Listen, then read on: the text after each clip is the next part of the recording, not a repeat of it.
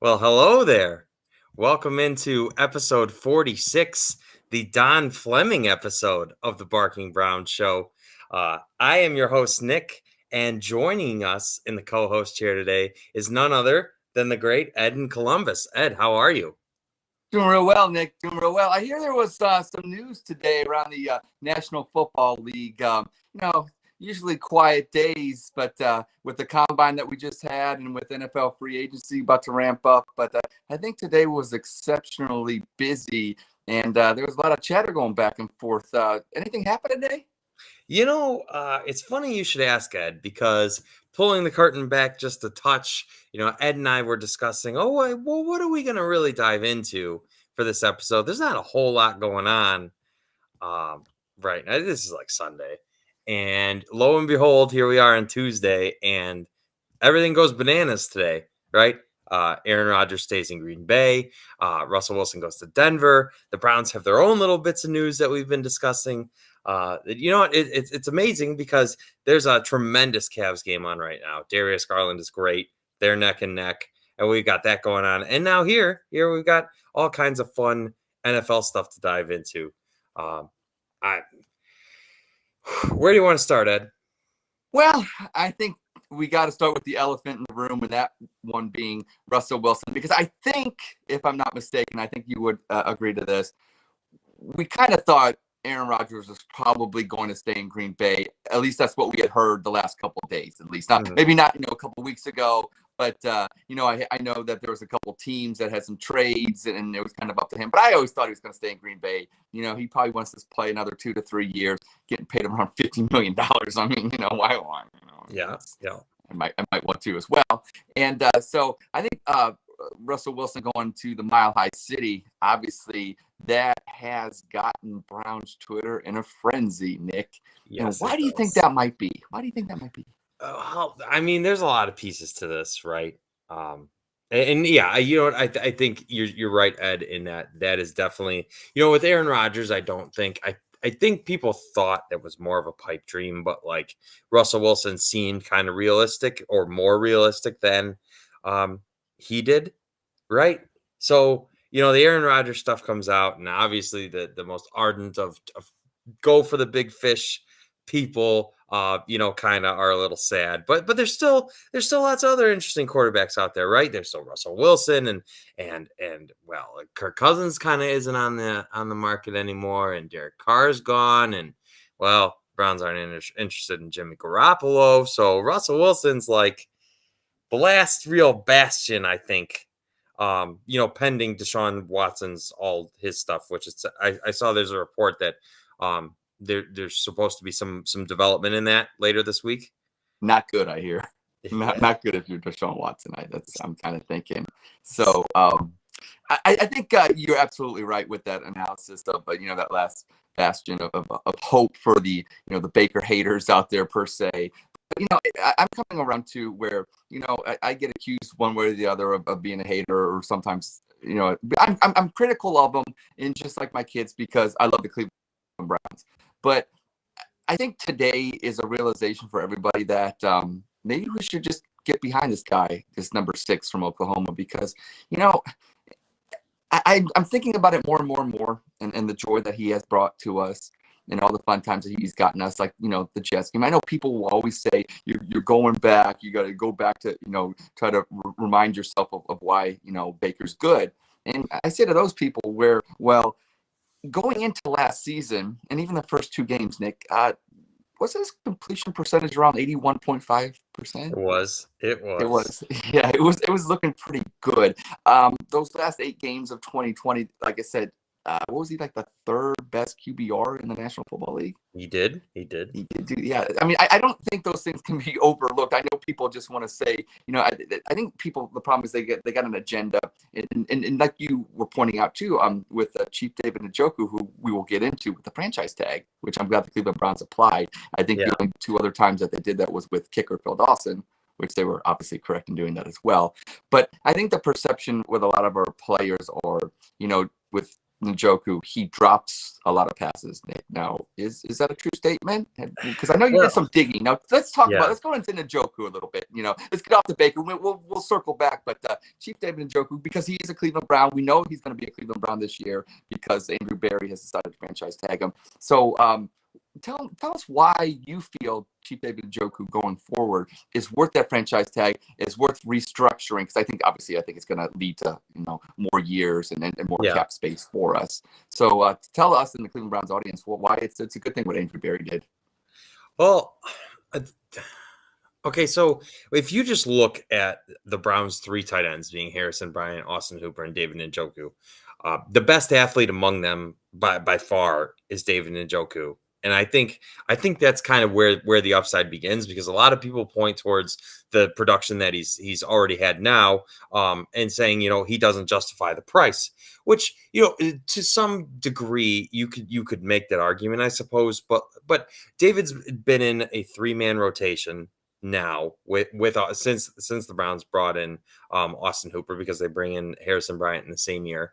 And obviously, especially with tight ends, and I know the Browns do play 2 more often than others, but as part of 3-man rotation, I don't think you're ever going to see him put up these stellar numbers, because he's not being featured in the offense. And then on top of that, you got Baker struggling. So I think you can't just look at the stats themselves. But you did mention the drops, Ed, and that we do have stats for. And David Njoku's second year, he had 6 drops. So his first 2 years, he struggled with them. But since then, he's actually only had 5 drops total in the last 3 years. Can you say that a little louder for the people in the back and on Twitter? David Njoku has only dropped 5 passes over the last 3 years, 5 of them. Conversely, Austin Hooper has dropped 6 passes, and that was just in 2020. But the drop narrative doesn't really seem to follow Austin Hooper the same way it seems to follow David. I think Austin Hooper just fell down when he heard that stat. And you know what? And no hate to Austin Hooper, right? Because he is a Cleveland Brown, and we all want him to succeed. But I think to anyone watching, right, and you're asking about why does David Njoku deserve? I think you just sum it up more concisely. He's improved dramatically over his time, whether it's his blocking, or his ability to catch passes, which is kind of important, right? And like we've already mentioned, he probably has the most upside just because of his athleticism. And I think so. This is kind of where it gets complicated for me, at least, because you franchise tag David Njoku, and I think a lot of us thought that they are going to feature him in the Browns offense. But then the report comes out that now they're talking about keeping Austin Hooper for next year as well, which kind of, I mean, I think you could justify the price if you combine the Austin Hooper and David Njoku from last year, and then the passing game improves, right? But I'm not sure what you think, Ed. Can you justify spending $20+ million on 2 tight ends that are both, I think both had in the 30s of catches last year? Absolutely, I can do that, and here's how I'm going to do that. Okay. If you look at the Browns when they're at their best, they have one of the best top 5 offensive lines in football when they're all healthy. Correct? Going into next year, I know Conklin's coming back. I think Conklin's actually going to be ready by training camp. I think he's going to be ready by opening day, by all accounts. So you got one of the best top offensive lines in the game. We got 2 stables of running back. I'd say 3 because I think Dearness Johnson, depending on whatever happens there. But would you say Kareem Hunt and Nick Chubb, 2 best running backs in football as a tandem? I would. You could argue. I would say you're correct, Nick. Then what you're also going to say is when Baker is healthy, because I think Baker Mayfield's going to be healthy coming into game 1 of next year, right? What does Baker do best? He does play action. He does, and everything that the Browns is predicated with the Browns is within. They always say it's a vertical passing game, and it is to some extent. But the Browns do everything so good at the line of scrimmage, and then moving people with that zone blocking scheme. Correct? Yes. Okay. So then you give David Njoku more money, because what has he done better the last couple of years than what we even expected? He can block now. Yeah. See, that's where he earns his money. And you went to the Chargers game, didn't you, out in LA, right? Yeah. What does David Njoku do better than any other tight end that we've seen in a while? He stretches the field. It's not that he stretches the field. It's the fear that you put in the defense that he can stretch the field. And everybody's got this misconception that the Browns have to, become more vertical, more vertical. They do. Nobody's arguing that.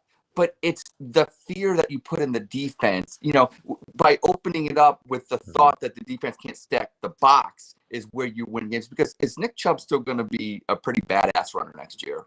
Yeah. I think Kareem Hunt's going to do the same thing. And would you say this year with Stefanski's play calling, he takes a lot of heat for, he's terrible at these calls. I saw a lot of things when you're actually watching the progression of the play develop. Mm-hmm. A lot of people were in the right place, doing the right things. Now, the result of the play wasn't exactly what we wanted, whether it be an overthrow because of Baker's injuries or this or that. But essentially, if the play would have been executed correctly, which it was basically in 2020, it was the first 2 games of 2021, the Browns offense pretty good. And they didn't need to be blowing teams out 40-3 because if you looked at the time of possession, they were dominating that. Yeah. So I think it's just the mere fact of having somebody like David Njoku who can stretch the field or the thought that he can stretch the field. You bring in, I don't know, there's a lot of nice receivers in the draft that we'll get into as well. Yeah. You get 1 or 2 of those guys, you sign a free agent wide receiver. And I think that's why, people like, Stefanski, he's so archaic and he belongs in the 50s. And no, if you actually look at what he's doing, you don't have to mirror Kansas City. You don't have to mirror Josh Allen and the Bills. The Bills have no running game. The reason why they have to throw it down the field, Josh Allen is a good runner, but I don't want my quarterback running. Let's be real. I can't even name their running backs for the Bills. And I know somebody's going to say, well, it's this person, that person. They're not Nick Chubb and they're not Kareem Hunt. So they really, come on. We're talking about journeyman. Come on. I don't know what Devin Singletary and Zach Moss. Avid fantasy football player here. Which is why I know, but neither one are. I wouldn't say they're bums or anything, but they're not Nick Chubb and Kareem Hunt. They wouldn't right, exactly. I answer this? I would say Dearness Johnson is just as good as those guys. Oh, now that's a good question. Dearness Johnson. I like about Dearness Johnson, the way he runs, kind of like Le'Veon Bell did. He's got that he can kind of sneak and hide and then just explode. And he always hits the right holes too. It's like the hole that you didn't think you should go there, he goes there, and then 10 yards down the field, it's like, okay, that was the right way to go. It's like doing a maze backwards and cheating. When you got pizza back in the day, then you're doing the maze and you start at the finish line and go to the start because so that's what he kind of does, and it's kind of fun to watch him. I really hope the Browns keep him. I'm not sure if that's going to happen or not, but I really do. And you know what? I definitely am. I'm really happy the Browns. You know what? And I made a tweet about it today before the whole madness thing happened. But I think for a very long time now, and my own personal frustration, which anyone who listens knows how I feel about guys like Emmanuel Ogbah, and you know what? And even Carl Nassib, who is still a contributor to this day.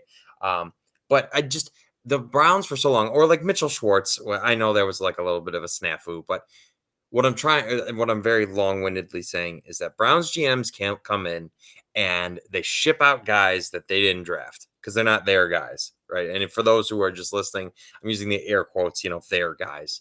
And you know what? And that's a problem to begin with, but in general, like for example, Emmanuel Ogbah goes to the Kansas City Chiefs for Eric Murray and a 4th-round pick. And you look at it, and now granted, Emmanuel Ogbah didn't light the world on fire in Kansas City so much, but he goes to Miami and he's had 9 sacks each of the last 2 years.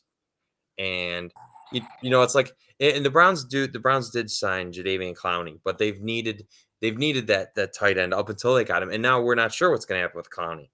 So basically, this problem of the previous Browns GMs would do, you're just creating more holes, and obviously, that's never a good thing.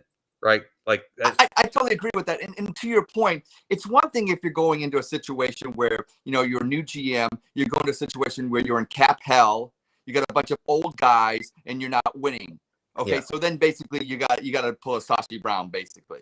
You know, you got to get younger. You got to do it. You got to get assets and do it that way. That's not the situation of the Cleveland Browns. And going back to John Dorsey, who I think, as we see and time goes by, he wasn't so great as "Hey, buddy, boy," as what in. But I will say one thing: he did have the gold and the stones to draft Baker Mayfield. And I'll say one thing: you know, maybe we can always say Josh Allen should have been this, it should have been this, should have been that, but when all things are going right, and I think the way that Dorsey had envisioned this team by bringing in Landry, and I know he's probably going to be a cap casualty and things like that, I think that you looked at the 2020 team, and you could say that was a Dorsey team that made the playoffs. It's like, you know, there's a lot of things, you know, there's a lot of pieces and parts that, you know, Baker Mayfield was quarterback, Jefferson Landry was like, you know, I mean, so it's like, you know, when you got like when Jim Tressel took the Buckeyes in 2002, won the national championship, those are John Cooper's guys.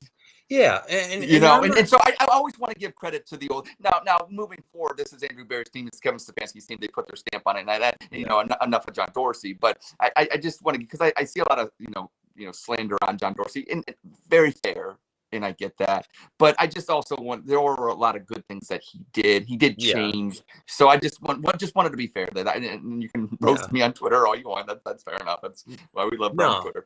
I think you have a point, and I definitely want to dive into all of the John Dorsey stuff because I have some hot takes on there, but I just want to, you know what, I would be remiss if I did, Jacob, if Jacob didn't hear the most valuable thing you can give to someone is your time. I don't know if he would feel complete.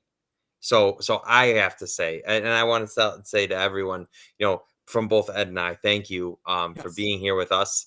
There's a lot of things you could be watching. There's a lot of things. The Cavs are on right now. I know there's the Spaces are going on, and there's all kinds of other things that you could be doing. But for you to be here with us or be listening afterwards, it means the world to all of us.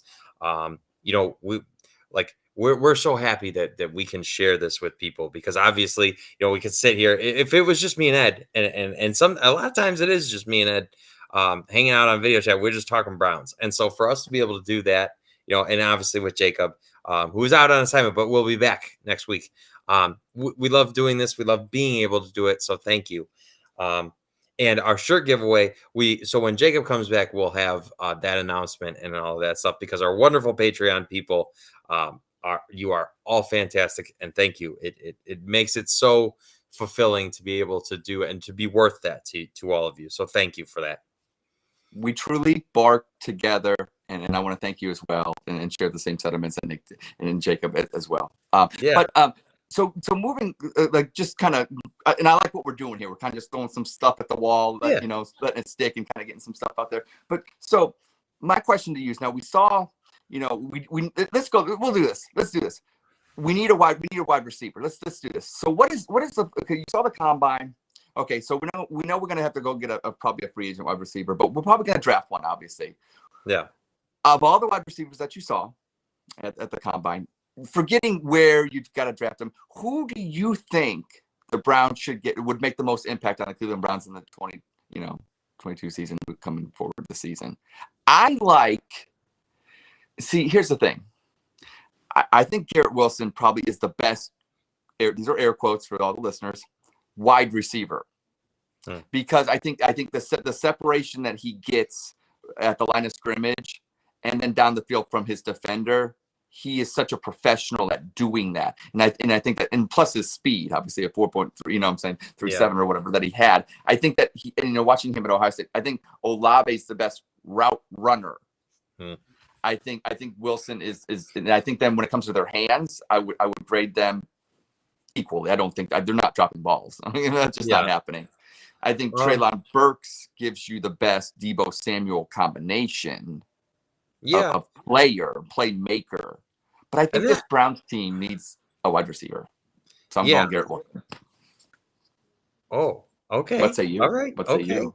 I've changed. Now I know I changed you up because that wasn't what you were going to expect. That wasn't what I was expecting. I'm Garrett Wilson, and that even shocks me a little bit.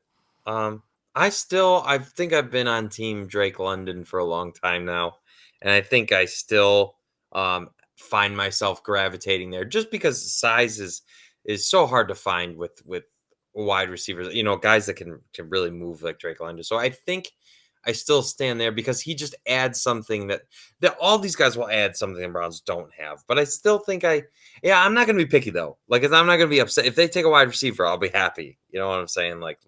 So. Yeah, but that wasn't what I was expecting, Ed. But I very much agree with you. I think they will end up adding a couple guys, maybe a couple in free agency, or maybe a couple in the draft. But one way or another, the room is going to look different coming up here. Where did Garrett Wilson go to high school at, Nick? Oh, it was Lake Travis. Lake Travis. I think yeah. You know what? I think yeah, Baker. that connection. I think here's the Odell thing. I think Baker was cool with both Odell and Jarvis. I think they were. There was one point in time that they were cool. I think deep down, I think Jarvis and Odell. I think Jarvis is one of those people where he was cool with Baker. He was even cool with him at the end of the year. But Odell's his boy, so it's kind of like you have a friend and you have another friend, and they're not really cool with each other, but you're friends with both of them. So I think it put everybody in a weird position. I think Baker does best when he feels the most comfortable. I think him a Lake Travis product. I think somebody that would be his homeboy, that's got his back 100%, especially as a rookie, that Baker could groom into being, elite. I think that's what Baker really needs. That's why I think Garrett Wilson is the guy. I just think that he is, Baker. We always talk about, what do we always say about Baker? It's the intangibles, right? Yeah. Little home cooking, a little confidence building, a little shaking and baking with Garrett Wilson in the end zone. I think that could be some red carpet magic. I'm telling you.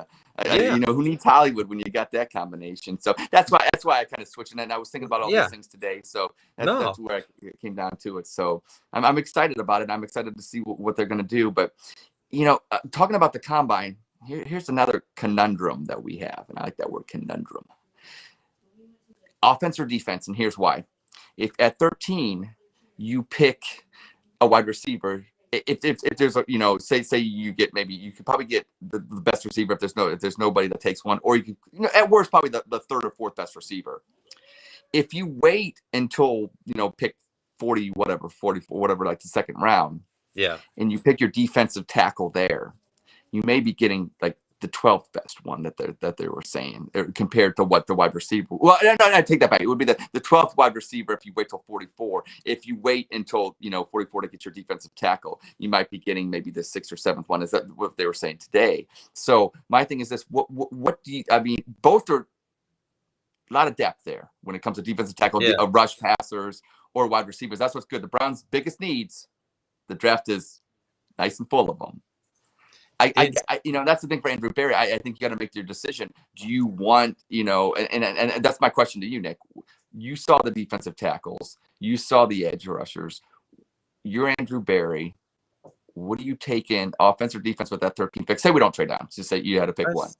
I still want to take offense. I just think it's more important right now. Like, the defense really came along as a unit, and I know they have holes to fill too, but I just think the offense desperately needs it now, because that's what you actively lost from already, right? And then you're talking about maybe losing Jarvis Landry. I don't know, but yeah, I think you desperately need to add there, and so I trust Andrew Berry's remade entire rooms over the entire position group rooms over in one off season. So I certainly think you can do it with the wide receivers. But what do you think, Ed? Would you rather take offense or defense? Well, I think there's one play, and I'm going back to the whole Garrett Wilson thing. I think I would go offense, like you said, but one of the reasons why would have to be I want a professional wide receiver. I think that's what Baker needs. We always talk about playmakers. Playmakers are fine, and that's great, because I think Treylon Burks obviously is a playmaker in the Debo Samuel. But you know what Baker needs? Baker needs a guy that he can trust. Like, OBJ was a freelancer. One thing about Garrett Wilson, he's going to run the routes. He's going to get the separation at the line. But Baker needs a professional player that's elite at his position. How do you evaluate a quarterback and not give them the weapons? And I don't just mean playmakers. That is such a generic term. I want a wide receiver playmaker, but a professional. That's why even if you went Chris Olave, I would actually be okay with that one as well, because I think that Olave is like a Jarvis Landry, where he runs precise routes. But then we saw his speed at the combine that blew me away. I didn't think Chris Olave was that quick. Yeah, no, nor did I. That's the one thing. I think he jumped up on a lot of boards because of that, because everybody knew he was a technician with his route running. But then they see, that speed as well. And believe me, I live in Columbus. It shocked a whole lot of Buckeye Nation down here when we saw that. We're like, holy Buckeye. So it's a great problem to have, because now he gets put up in that upper echelon of wide receivers, which, I thought he was a little bit behind Wilson. You could argue that if you're a team, depending on what you need. I just think Garrett Wilson is everything you need, because, watching those Clemson games and how we got the separation, and he's just a speed burner. And, I don't know. We got to ride with 6. And I think that was the one of the things going back to Wilson today. We're not getting these quarterbacks. So, I don't, the hate that's going on Brown's Twitter, it's somewhat amusing. I'll grant you that. But at the same time, look, whoever, lines up under center in September, that's our guy. So let's all rally around him. And I think the realization is we got to ride with 6. And, to some people's chagrin, that's, and then a lot of people, like Baker. And I'm getting more on the liking Baker. But now I don't want there to be any excuses. I want there to be weapons that I can look and say, if Baker is not performing at the level that he needs to be, it's nobody else's fault but Baker Mayfield's. Yeah, because I think that's all we want. I think as a Browns fan. I mean, you're in year 5, and I think even the staunchest of Baker supporters would admit, like if you haven't seen enough from him after this year, I mean, it's probably that once Baker's off this contract. Right. It kind of seems like it goes one of two ways. Well, I guess it goes 3 ways. Either the Browns extend him because he has played himself well into it. They franchise him, right, because they can't agree, or they just let him go. Right. Like, I don't think there's any medium contract in the cards, or at least I mean, you could tell me if I'm crazy. I think it's either they if they fall flat, and this is kind of what I was trying to. Well, there's a couple points I want to make, because you bring up the alpha receiver. So I looked up all the Browns single seating receivers, and honestly, because we thought, and Jarvis Landry's never been like that alpha yak, dominant guy. He's always been like the possession, catches, chunks, reliable guy. So it made me wonder, like, when was the last time the Browns really had like that alpha guy that for the Browns was dominant on the field? And that leads me to the Browns single season receiving leader in Josh Gordon with 1,646 yards. Amazing. In just 14 games. 14 games. And who were those quarterbacks? Was it Brandon Whedon, Jason Campbell, and somebody? Season of dreams for Josh in there, and he and but honestly, so it's been since 2013. So we are going on 9 years now when we take the field since the Browns have truly had that guy. Right? So I just can't and when the draft is loaded with receivers, I just think you have to get that guy. And that's why I go back to Garrett Wilson, because I think Treylon Burks is more of the playmaker, and I think Olave is more of this, and I think Drake London. I love Drake London's size, but I don't like guys that got hurt. And I know maybe he's fine and in the medicals and everything, but I like guys when I'm getting them that, it's just like, you go buy a piece of furniture. If you're going to get that piece of furniture and there's you want a discount on it. So, I mean, if we trade back from 13 and you can still get Drake London and do something, absolutely. If you then fine, that's fine. But I think I think you're just doing Baker a disservice. If your guy's there at 13, and I just feel like he's the best wide receiver that can be that alpha guy that can do all the things. I mean, there's nothing Garrett Wilson can't do, and he's probably the best in a lot of categories. Why don't you just go get him? Stop messing around. Stop playing. Like, I look at it this way. If you really look, I don't think Baker has as much pull in Berea as he used to, and rightfully so, maybe. Okay, But if you're Baker Mayfield, Nick, and I come up to you and say, look, who do you want? You know what I'm saying? Because you look at the wide receiver room and it's been decimated and probably casualties and rightfully so. But if you really, you're trusting Baker to go into his 5th year, right? Which obviously, like I said, he's lost a lot of that swag that he had or whatever like that. Why not give him that swag back, give him the confidence back, make him feel like, empower him again and say, you know what, Baker, I know things haven't gone our way last year. You led us to the promised land in Pittsburgh. Who do you want? You know what I'm saying? Just I know if Yeah. nothing else, get that little bit of I, impact from him. If I don't know, I don't see where that as would be a problem.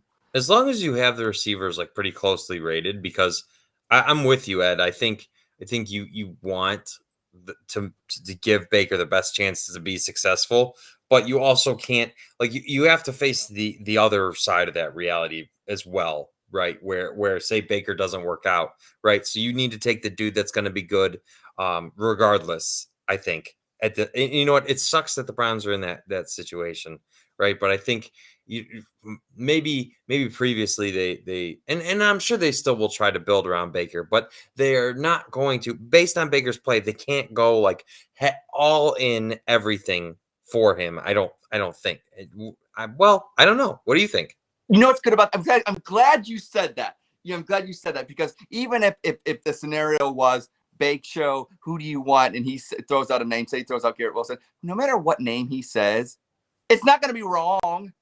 Like, Yeah, you look at the yeah, wide receivers I mean, if he says he wants this person over that person, even if Baker doesn't work out, I still think the Browns are in excellent position to move forward with whoever yeah. they draft. So that's why I'm not so worried Sure. about, oh, he picked the wrong receiver. I think they're all going to be great.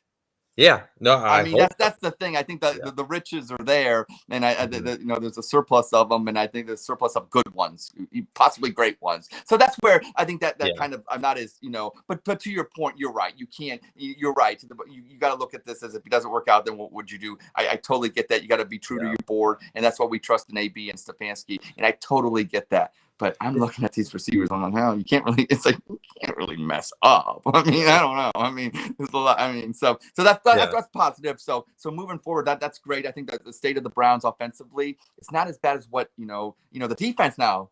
Now, the defense, we got to talk about the defense and edges and defensive tackles here, because I hear all this. This guy ran a 4, whatever. A lot of those guys, if we go offense at 13, we're not probably going to get. It's going to be Yeah. the second, and that's fine too. That's fine too, because I think you still, what we got over other teams.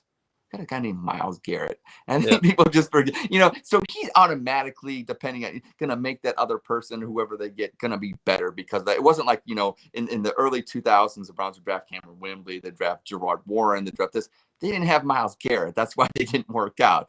You know what I'm saying? I think those guys would have been a lot better if they would have had, like, I don't know, a Hall of Fame, all pro, all generational player Yeah. that, most teams never have. I think that, I think we're starting to take Miles Garrett for granted. And even myself, oh, he only gets these stats and, these certain times. He Mhm. still gets these stats that those guys that the Browns have had been around for 75 years, they didn't get.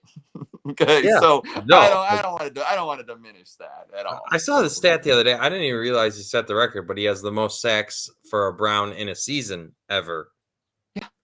which I didn't even realize. And I know, when some of our greats played, like, sacks weren't a stat, like Clay Matthews, obviously, Yeah. when he was playing, like, for like half the time, sacks weren't a stat. But I mean, it's still, nonetheless, it's impressive.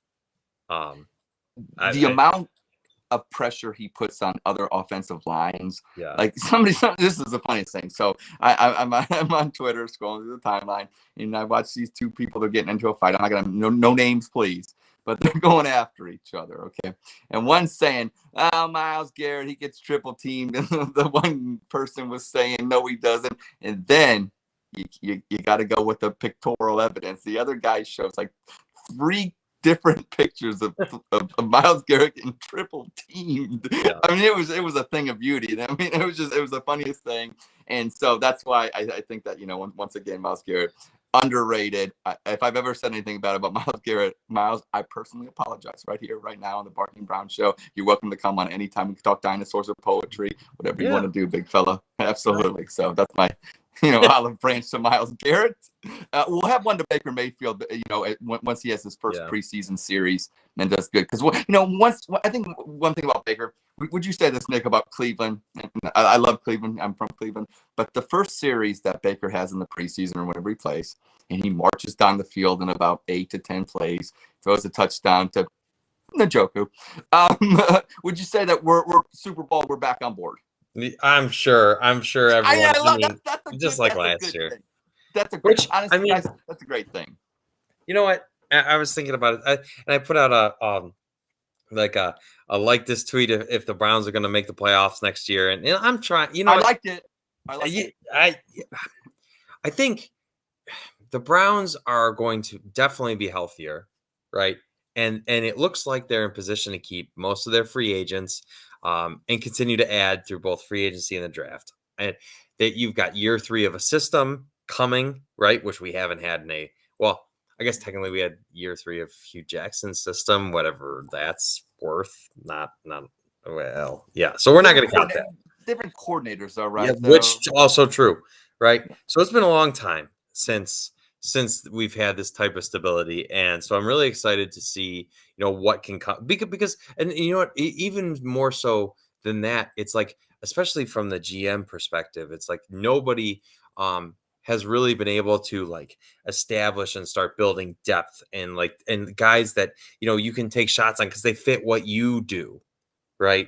And so I think that's like the most important piece of what Andrew Berry has in front of him now is that you can really start to imprint and build for years. And Andrew Berry already has been, right? Like there's guys developing that have been like Nick Harris comes to mind. Like, could he contribute this year?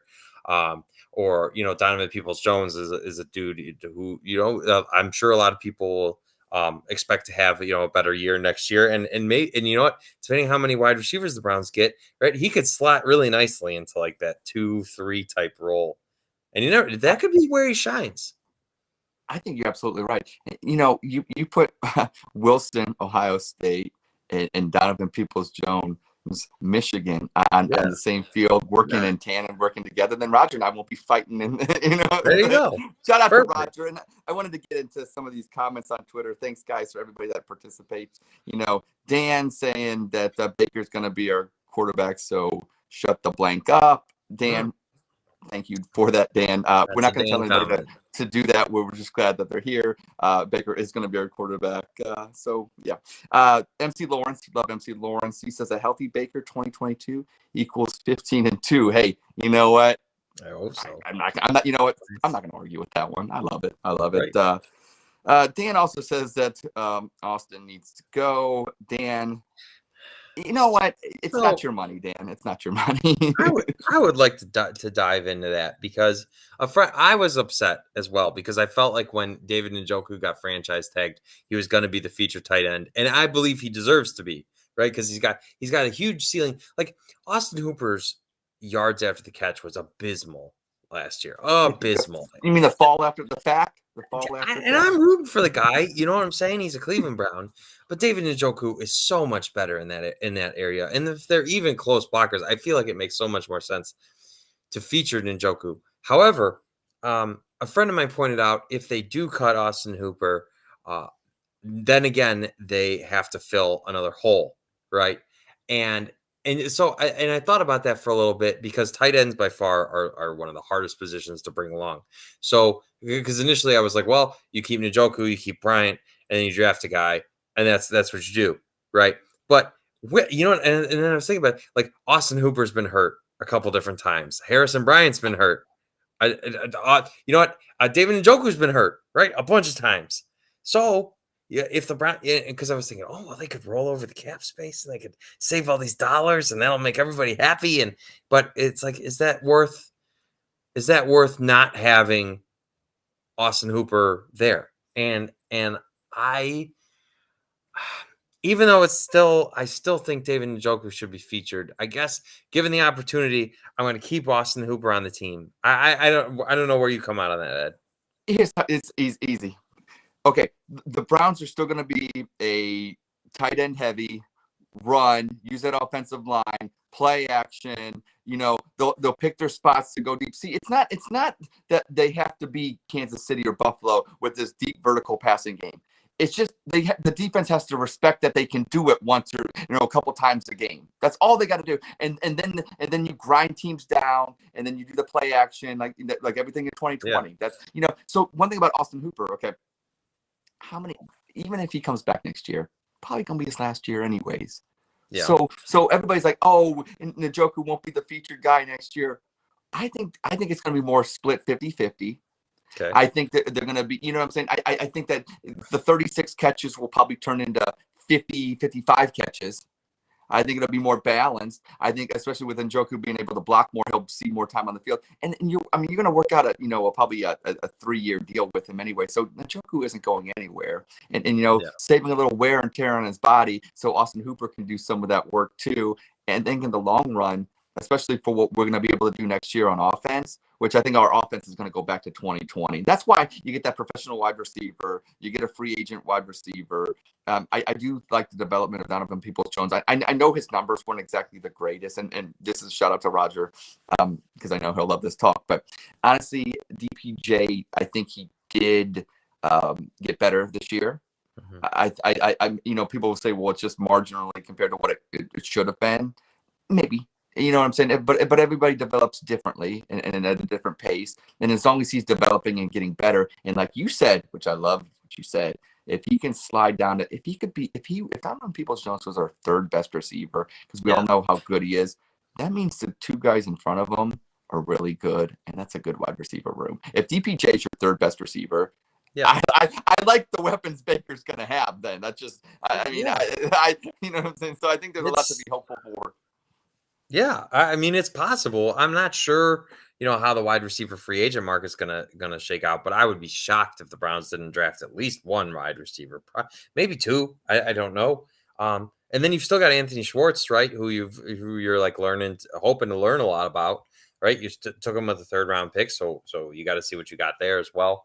And so I think, Ed, I will settle for Austin Hooper remaining a Brown on the condition that David Ninjoku could be the 1A to his 1B. I think I'll settle for it. And it's not fair to for me to hardcore defend Baker Mayfield and then just be like, get Austin Hooper off the team. So I can't do that. Right. So I'm gonna, if the Browns can afford it, right, as long as it's not preventing you from really fixing the defensive line, or I'm trying to think, they'll probably need a new safety, right, or something like that.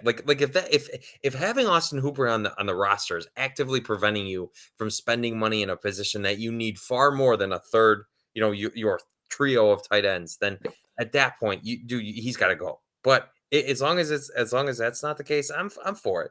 I hear so the salary cap's around $208 million, and the Browns are safely within 20 to 25 million underneath the cap. And then because of the COVID year, here's what's going to happen. So it's 208. So next year the cap is going to be accelerated and actually a lot higher than it would have been because they didn't accelerate it because of the COVID year, and then they have fans at at the games. So 208 million, I don't know, could be 230, whatever the next year. So when we say Baker, gets his contract extension, because we all hope he does. Say what you want. Denzel Ward, obviously, the Browns will have room to do that, but also have room for these extra luxuries that you're talking about. Like having obviously a $20 million tight end room is a luxury, but because the Browns saved money elsewhere, they don't have, so you draft Wilson, okay, rookie contract, or whoever the wide receiver is. We're not paying wide receivers that much money, as a whole, as a unit. So you can go elsewhere. And I look at it this way, and I've always said this: tight ends are like wide receivers. When you look at Travis Kelce, you don't think, oh, he's a tight end. I mean, you do, but he's an integral part of the vertical passing game, just like Andrews is for Baltimore. You don't really worry about the position as much as the production downfield. It's the same thing with Ninjoku. Yeah, he's a tight end, and I get that, but he's the guy that can stretch the field down the middle of the field. Yeah. He's got a specific spot that he's stretching it down the middle of, and then you got your wide receivers on the outside. What I'm saying? And hopefully we'll get more deep routes and out routes. So that's why I look at what they do on the field more than I do with their actual position description of their job title. So that's why I think that we're fine. I agree. No, I'm with you, and I think too, the Browns, especially when Baker's hurt, but the Browns have suffered so much because let me finish that. The Browns have suffered so much because their passing game has lacked that vertical threat that they need to let the tight ends truly operate in the middle of the field. I think, right? And so when you've got this big jumbled up offense, of course it's going to look like clustered because you don't have the guy you need to take the top off to get the defense stretched out so that there is room for these big guys to operate in the middle. So, that's why I think it's so important. I know you're not supposed to just draft need. I get it, but the need lines up with a tremendous talent surplus early, and so it just makes too much sense to me. Like when the Browns needed a tackle and they took Jedrick Wills, right? Like that was where there was like 4 tackles right there. Yep. But your point that you make about the Browns being able to save elsewhere kind of brought me back to what I was trying to say about this whole quarterback trade, like Russell Wilson and Aaron Rodgers and all that stuff. And so I want to be honest and say that if the Browns had traded for Russell Wilson, I would have been. I would have been yelling and whooping it up and getting all excited about it, right? We're going streaking. I'm just saying, right? Like I'm going to be excited about Russell Wilson, despite the fact, like I do believe in Baker Mayfield, but if the Browns trade for Russell Wilson, I'm going to be excited about it. So with that said, when you look at what the Browns are doing now. I do like because you're right. The Browns are saving in other places, and a lot of people commonly say the most valuable contract or the most valuable thing in the NFL is the quarterback on the rookie contract. And so I understand that the Browns are going to run it back with Baker, and there's a chance that it falls flat this year, right? There's a chance that just Baker just can't hack it, and mentally he regressed, and he's not going to get back to that. And I don't believe that's going to be the case, but let's just say that happens, right? Say the Browns are 6-11, 6-11 and picking in the top 10 and that season plays out, right? Because I mean, it's in the range of possibilities. At that point, then obviously that Baker's not your guy. So you're already going to pick high, and you still have all of your draft picks. Say you don't get up high enough, so you're in a position again where you can either attack the quarterback position through free agency, right after you've built your team up for another year, after you've established a little bit more core, because Andrew Berry is doing a nice job building up the young talent. Like you're getting to a point where the Browns might be that if Baker were to fail. I'm not trying to dwell on this too much, but I'm just talking about you're getting to the point where you're like the Broncos, right? Where they'll say they're just a quarterback away, right? They're all got all these talent, all this stuff. So I think you by seeing it out with Baker, the upside is the answer you're looking for is already on your team, right? So you give up nothing and you can just keep building. And the other side of that, if Baker fails, at least you are positioning yourself to reset that clock on the most expensive player on the team, right? Or just be aggressive free agency because you're using this time. Because if Andrew Berry keeps hitting on these picks like Greg Newsome and JOK, and like Donovan Peoples-Jones, and I really think a lot of Grant Delpit. We'll see about Jedrick Wills. I think at minimum he's still a serviceable player. So absolutely. So I mean, Andrew Berry's hitting on a lot of guys. So at minimum, if you're adding another year to that, I mean, you're looking at a very attractive situation if the quarterback that you're looking for isn't already on your roster. I can't disagree with anything you just said. I think that's look, you could go out and trade for Russell Wilson, give up 2 number 1 picks, and people are like, oh, they fleeced Seattle. It was only 2 number 1s and 2 number 2s. If your team, like even as good as the Browns situation are, and Russell Wilson gets hurt, those number 1s and those number 2s are going to be compounded into feeling like it's 7 number 1s because you're mortgaging it all for that. And look, I put a picture on Twitter before we started, and it had a picture of Seattle versus Cleveland and Baker towering above Russell Wilson. People always want to say Baker's so short. No, I know Russell Wilson's a Hall of Famer or whatever like that, and but to your point, I think his better days are behind him. I mean, I don't want to say, oh, he could. What I'm saying is, I know Peyton Manning won a Super Bowl with Denver, and I mean, he did well, but it wasn't like, oh, he's the Peyton Manning that was in Indianapolis. And to Russell Wilson, I don't know what exactly offense they're gonna exactly run in Denver because they got the Green Bay coach.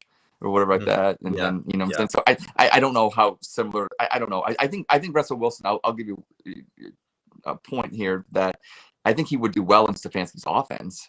Yeah. I No, think it suits, you know, so I don't know what, and I think in Denver, I think it's more about a vertical passing game. So I think that actually Russell Wilson would have done better in Cleveland than he will in Denver. So, hey, Denver, you can have him. I think with a healthy Baker, you know, and I think running the ball and doing the things that we do, I think that I trust that system. I like that system when it's clicking. You know what it is? And, you know, football is a very territorial kind of game, you know. And you know what I like? I like when you can control the ball and time of possession. And when Cleveland's doing its thing, it's like, you know, there's some teams that, you know, they go through and out, they just suck. And then, okay, that's what we saw for a lot of 99 until, you know, we saw a lot of that. So we know what that's like.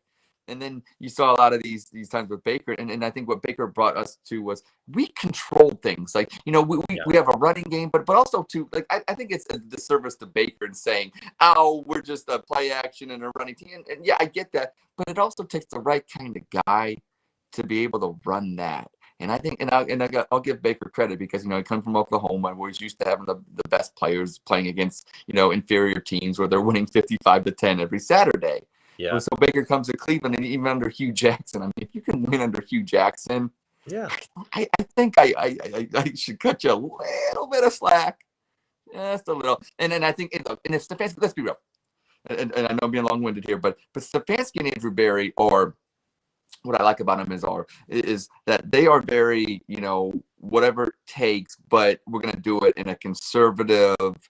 You know, they're not like Dorsey where, okay, it feels good, I'm going to do it. They're more calculated. They're more analytics driven, which is a good thing, And I think that if they didn't like Baker, he wouldn't be our quarterback.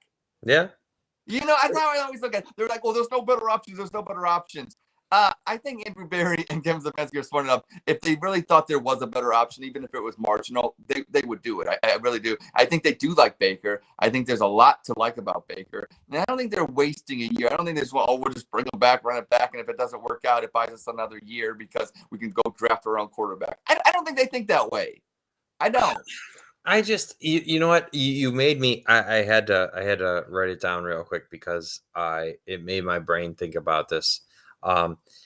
You know, like if the Browns had a very aggressive, like if they had John Dorsey, right, and you know everybody and their mom wanted to trade for Odell Beckham, and I understand these are very different players, very different people, situations. Everyone and their mom, and we all celebrated like the Browns were going to go win the Super Bowl because they got Odell Beckham, and everything was going to be great. And that didn't exactly work out. So all I'm trying to say is the Seahawks went 7-10 last year, and people literally act like that didn't happen. I know quarterbacks or wins are not a quarterback stat, but it's not like Russell Wilson It should be. Russell Wilson didn't play the best football of his life. Like people are just assuming, you know, that he's going to be Russell Wilson that we've always known, but he's gotten beat up in the last couple of years. And hasn't. It's not like he's been bad. Obviously, he hasn't been bad. But I'm just saying. Right, it's not all. Oh my God, the Broncos are probably in the hardest division in football now. I think somebody said this, and I think I found it funny. All the Broncos did was in that division, the West. They went from the fourth best quarterback to the third. So I mean, if you're going to give up all that draft capital just to move up one spot to 3, I don't know. I mean, look, do I think that it makes them better when look who their quarterbacks were? Locke and I mean, yeah, obviously they're going to look like, you know, a savior. But when Baker's healthy and you compare his numbers to Wilson, Baker was better. Like if you could just get if you get even good play out of Baker, and then you add in 2 first-round picks, 2 second-round picks, and then the players the Browns would have had to give up for Russell Wilson. If Baker could just be good, you're winning that every time by holding on to Baker, right? Obviously, that's a risk too. Trading for Russ is a risk. Hoping for Baker to be good is a risk. Hoping to get your new quarterback if Baker fails in the draft is a risk, right? It's all risk. But your greatest upside, in my opinion, is if Baker pans out, and then you have all those more assets to begin with. Because Baker's younger too, right? Yeah. Like Russ is a lot younger. Yeah. So, and you know what? I think we should, put a little nuance onto all of this, right? Russell Wilson has a no trade clause. So anyone that's like, why didn't they trade? I mean, he still would have to want to come here, which, I mean, I haven't seen any list that Russell Wilson had Cleveland on. You know what I'm saying? Like, Well, he's a fool, but yeah, that's yeah, I love Cleveland, Ohio, best location in the yeah, nation. But you're absolutely right, and that's the thing. It's one thing, especially with these veteran quarterbacks.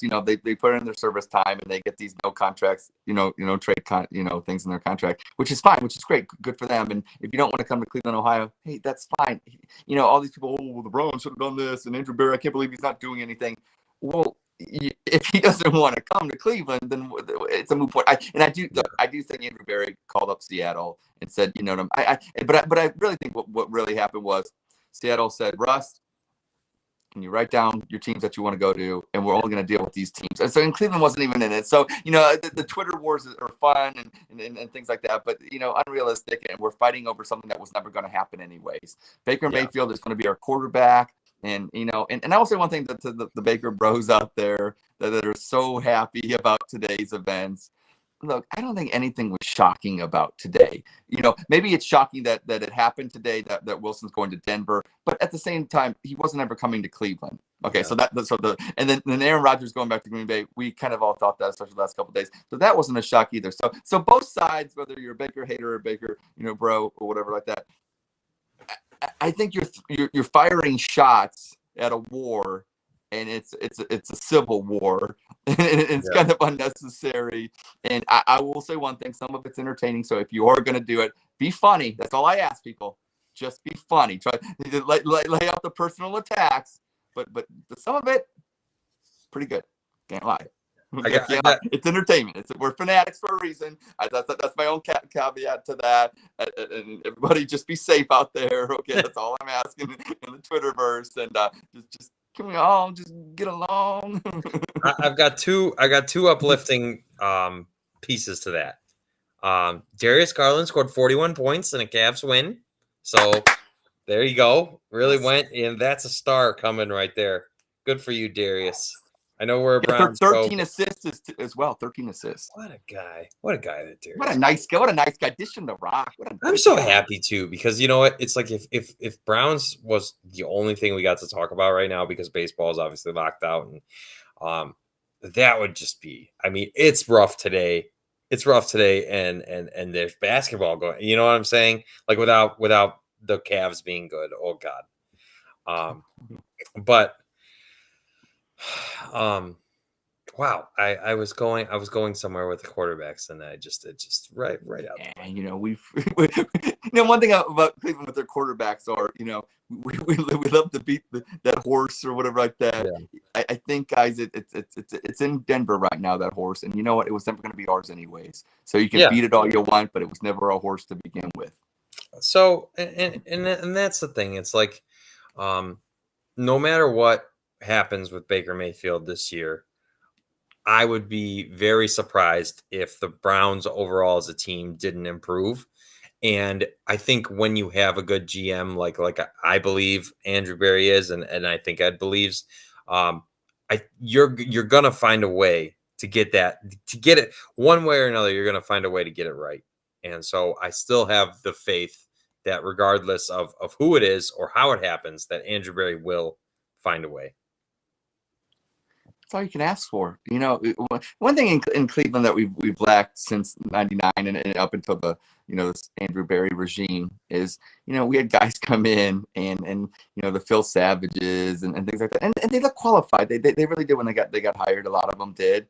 And they come in and it was their draft picks. One thing about Cleveland, it wasn't some of the free agents moves that, we can laugh about them and say they came here to Cleveland to collect a check. And it was just, I get the veterans like Willie McGinnis and all them. I get that. Okay. But you build through the draft. One thing Andrew Berry's been showing and proving to us, he's nailing these draft picks. So this, like you said, with this whole quarterback thing, it's like, it's going to get to a point where this team is just so good that like you said, just average quarterback play, which, let's be real, as much as I talk about Baker and have said some negative things about him, I honestly believe this. He is a better than average quarterback in the National Football League. I mean, I don't think that's debatable. I think when I've seen him do it. There's no reason why he can't do it with an upgraded roster. And like I said, I trust Kevin Stefanski. Would you say this, Nick, that of all the head coaches that you've seen for the Cleveland Browns, Kevin Stefanski is a guy that if you had a business, you would hire because you feel like he's the most detail oriented. He's the most, you know what I'm saying? Like he's got that business like precision and finer details. And same with Andrew Berry. And even Paul DePodesta. Like you trust those guys because they do the little things that it may seem cold blooded that they take the emotion out of it. But I think the one thing in Cleveland that we have maybe a little bit too much of emotion.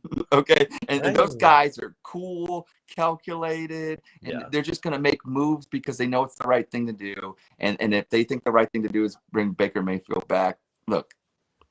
They make a lot of money doing what they're doing. And you know what? They're going to want to make a lot of money for years and years and years after doing this as well. And so that's why I totally trust them. I love the way this roster is coming in. So when you ask me about the two tight ends, $20 million, if they want to bring Austin Hooper back, bring him back. Get the tight end from Ohio State if you want to. Have four great tight ends. And you know what I like about in the NFL, which the Ravens, obviously they won with Trent Dilfer. I'm not saying you got to have a bad quarterback to win it. It's not like you have to be average at every single position. If you have a competitive advantage over your other team, and say you have you're just awesome at, like I think at cornerback. Look at with Ward and Newsome and even Greedy when he's there. Like I think the Browns, when healthy, have a competitive advantage over most teams. They have better defensive backs. They got better offensive line. They got better running backs. You look at a lot of positions on the football field. The Browns have a competitive advantage over most of their opponents that they play. Yeah, I mean it's not even close. It's not even close. And that's why. Yeah. I just think, you know what? It's still bothering me. I'm gonna forget. I forget this upside. I'm gonna leave it in the YouTube comments. So anybody who wants to see what it's gonna come back to my brain. But Ed's right. That's how you know what. People saw last year and they just forget, how talented the Browns are and how the defense came on and how both the running backs got hurt and Jedrick Wills hurts his ankle twice and Jack Conklin and there's a lot of things that can go the Browns' way. And so everyone's worried about the AFC right now. And I get it. It's loaded with quarterbacks, but we haven't even begun free agency, let alone the draft. There's a lot that's still going to happen and play out. So I just think, it's good to try and remember that this is an entire, like not everything is going to happen overnight. So I think, when the Browns are looking to take the field in August, right, then we start, really sizing things up because that's when you're getting a lot closer to finalization. I mean, there's so many things that are going to happen between now and then. That I don't think anyone thought Russell Wilson and Aaron Rodgers were going to make their decision today, and this is what we're going to be doing. I've come to the realization about this Browns team. In 2020, we always go back to 2020 and the final 8 games. Our defense sucked. It really did. It blew. Our defense was horrible. And guess what? Our defense is good now. Our defense is kick-ass top 5 defense. If our offense is just a semblance of what it was in 2020, we're going to be good. Like seriously, like looking back at the 2020 season and how bad our defense was on third down, we never got off the field. And it bit us in the butt in Kansas City on that 3rd and 14. And but at the same time, the fact that we were 11-5, and then we did what we did, and our defense was so bad. Now our defense is so good. All Baker's got to get healthy, and this team is going to be right up in the top echelon of the AFC. I don't care who's playing quarterback for these other teams. Does Russell Wilson play defense? No. There's other aspects of a football team besides the quarterback play. Who's a running back in Denver? He's good. Williams, a rookie they drafted last year, and Melvin Gordon. Melvin Gordon, but not Melvin Gordon's LA Chargers. Melvin Gordon. I mean, he's not as good as he once was. I mean, he's still not Nick Chubb and Kareem Hunt. Absolutely. That's the thing. There's other teams that have other players, but they don't have the competitive advantage that we got at multiple, different spots in the field and positions. So people, I know it's fun to yell, holler, scream, and say what we don't got. Hey, be happy and be thankful and for the blessings we Yeah. do got. We're gonna have a kick-ass football team come the fall, and I can't wait. And I was 6. I'm back on it. I'm not a Baker bro. I'm a Cleveland Browns bro. But Baker Mayfield is a part of the Cleveland Browns. Get behind your quarterback like we did with Bernie and back in the day. And come on, guys, let's have some fun with it. The Twitter fighting, like I said, as long as it's funny, you may continue. But no personal attacks. No personal attacks. Please stop the personal attacks. Okay, but everything else is fair game and make me laugh. Okay. Get us out of here. Yeah, I think on that positive note, Ed, I want to thank you for stepping up tonight. You did a great job. Thank you everyone for listening and joining us. It's never boring. The Browns are a lot of things. They're never boring. Jacob will be back next week. Thank you to everyone. This has been episode 46 of the Barking Brown Show. I'm Nick. I pointed the wrong way. I can't point this way. He's Ed. Go Browns! Go Browns.